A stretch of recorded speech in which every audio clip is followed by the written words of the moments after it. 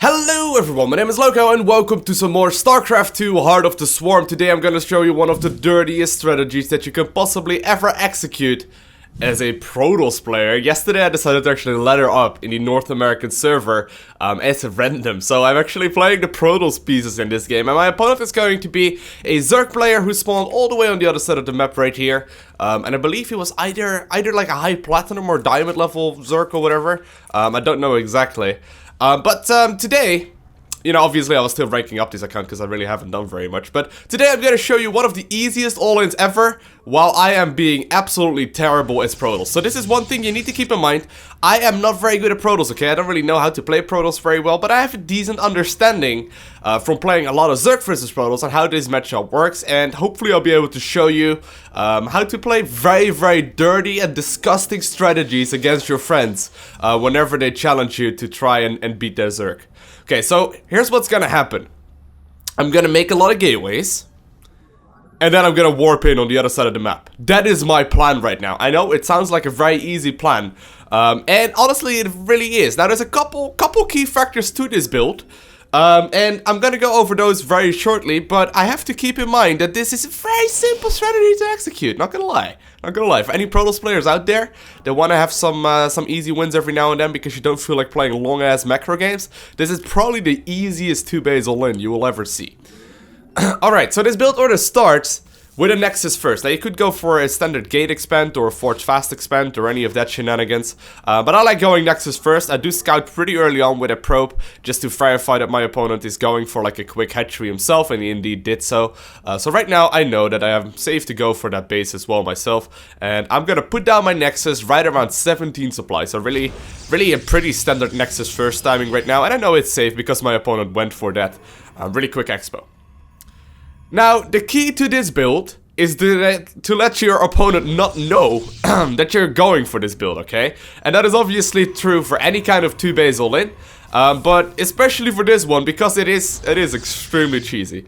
Now, the nice thing about this build order is that it actually hits before my opponent usually would start scouting. You guys know whenever I make a Zerg vs Protoss video, and I talk about the fact that you should be scouting with Overlords right between 6:30 and 6 minutes, something like that. Well, in this matchup, in this build order, you actually hit before that. So it's kind of dirty because it's extremely difficult for a Protoss player to really scout this. Now, notice the one thing right here, okay? As a Protoss player, you will be confused. As a Zerg player, you might not realize it as much. But I only went for a single gas geyser right now. The single gas geyser is the crucial part in this. I'm gonna get way more mineral income and way less gas income than I usually do. So here we go, I'm gonna start up the cybernetic score as well as a cannon. So pretty standard, and everything is looking quite normal right now, right? Gonna be sending out this probe as well to verify that my opponent indeed went for their third hatchery, which I am expecting him to do right now. But the one thing that I am, the one thing that I need to make sure is that my opponent does not scout that I'm only on one gas, guys. If my opponent scouts that I'm on one gas and he actually knows Protoss build orders a little bit, he will realize that I am indeed, going for this cheeky build. But turns out that, if you're in one of the lower leagues especially, like if you're below, let's say, if you're like bronze, silver, or gold, your opponent really won't be scouting it anyway, and you probably won't even realize that this build is going to be happening. But, for the time being, I'm just gonna try and deny scouting the best I can, even though my opponent might not even realize that I only have a single gas geyser, even if he is having, like, an overload straight on top of it. So right now, I realize, okay, my opponent went for a pretty standard 4-minute-ish third hatchery, or third hatchery right there, and I'm just continuing my build order. I know exactly that I'm allowed to do this. Gonna put down a pylon in the main base, and I'm gonna be starting up +1 attack very soon. Currently boosting out that cybernetic score right there. But I'm gonna use the one stalker that I just made to simply start looking around and make sure that no overlord is really going to be scouting it. Now, notice right there that I'm actually starting to get my +1 attack. At least I should be starting my +1 attack right around right now. Still chrono boosting out that other upgrade and still getting more and more probes out. I really should be getting my +1 attack. There we go. I'm not even doing this very well, am I? There we go, +1 attack finally started. And right now, I'm just about to stop making probes. Now, this is very nice for me, okay? I just noticed that the one overlord that could ruin this whole party for me was just hanging in a little bit inside of my main, and this is how I decided to respawn.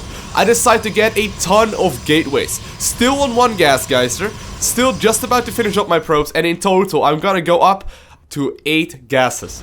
Gonna be getting a couple of proxy panels on the other side of the map as well. But so far, this is like the easiest build order of all time, right? I really haven't done very much of anything that is very special. All I really did right here is just make a bunch of gateways and +1 attack at a really bad timing.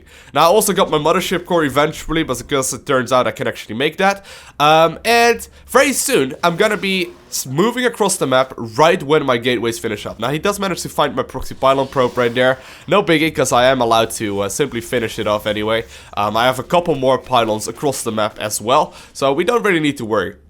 Now, for any Zerg player, I recommend right now that you close your eyes, because this is gonna get really dirty really fast. I'm already morphing these warp gates in, making a little bit of a misclick, but that doesn't really matter.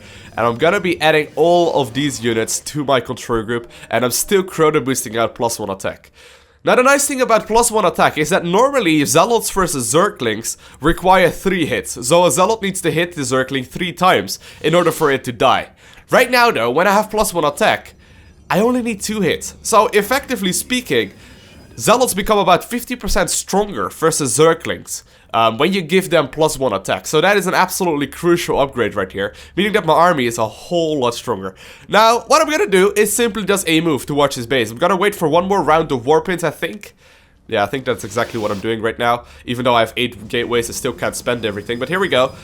Warping in more Zealots, and I'm simply gonna A-move towards my opponent's base, and, well, you'll see very shortly what's gonna happen. It isn't even close. Right now, it is 9.5 minutes into the game. This is a lot earlier than the most Protoss all-ins will hit. Well, it's actually not the perfect timing. I could have, I think, been like a full minute earlier if I did this slightly better. But my opponent has absolutely no way to deal with this.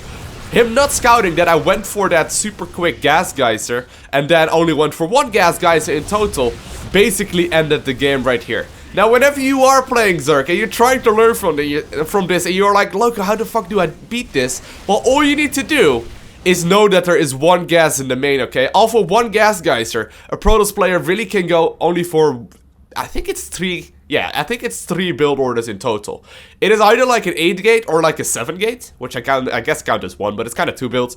And that is also a double Immortal Zealot all-in, and that is really the other build that they are going for. Other than that, it is not really possible for a Protoss to go for anything else off of 1 gas geyser, simply because they cannot afford anything like a Stargate or Colossus or any of that sort of stuff. It's just not possible. So as a Zerg player, I would advise you to always check for the gases in the main base, because else, well, this sort of stuff will happen. You will die very short and painful deaths. Now, if you are playing Zerg and you want to mess with your Protoss or with your Zerg friends a little bit and show that you're really good at Protoss, I would highly recommend you give this build a try, because it is, I'm not gonna lie, it is a lot of fun to mess around with. If you enjoyed this video, make sure you hit the like button. If you want to see more, make sure to subscribe. But whatever you do, make sure to comment down below and tell and let me know if you ever like played any Protoss and did these kind of dirty strategies. I want to thank you guys all for watching. Have an amazing day. Do not forget to smile, and I'll see you in the next one.